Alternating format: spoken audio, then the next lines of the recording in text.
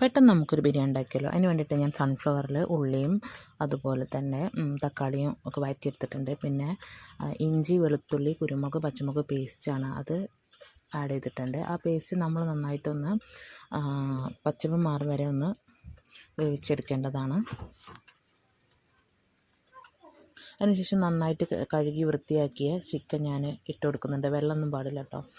നന്നായിട്ട് ഇളക്കി കൊടുക്കുക, യോജിപ്പിച്ചെടുക്കുക. ഇനി അതിലേക്ക് നമുക്ക് ആവശ്യമായ മല്ലിച്ചപ്പ്, പുതിനയൊക്കെ ചേർക്കുന്നുണ്ട് കേട്ടോ. പിന്നെ 2 നാരങ്ങ എടുത്തിട്ടുണ്ട്, അത് പിഴിഞ്ഞെടുക്കുന്നുണ്ട്. ഞാൻ ഏകദേശം 2 കിലോൻ്റെ ചോറും അതുപോലെ 2.5 കിലോൻ്റെ ചിക്കനാണ് കേട്ടോ എടുത്തത്. അതിലേക്ക് തൈരൊക്കെ പാകത്തിന് പറഞ്ഞു കൊടുക്കുന്നുണ്ട്. അതിന് ശേഷം ബിരിയാണി മസാല യൂസ് ചെയ്യേണ്ട മല്ലിപ്പൊടിയാണ് ചേർത്ത് കൊടുക്കുന്നത്. പിന്നെ പാകത്തിന്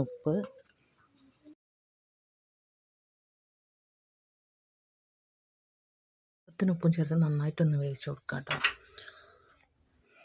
ഏകദേശം വെന്ത് തുടങ്ങിയിട്ടുണ്ട്. അതിലേക്ക് ഞാൻ ആദ്യം വേവിച്ച് വെച്ച ചോറാണ് ആഡ് ചെയ്ത് കൊടുക്കുന്നത്.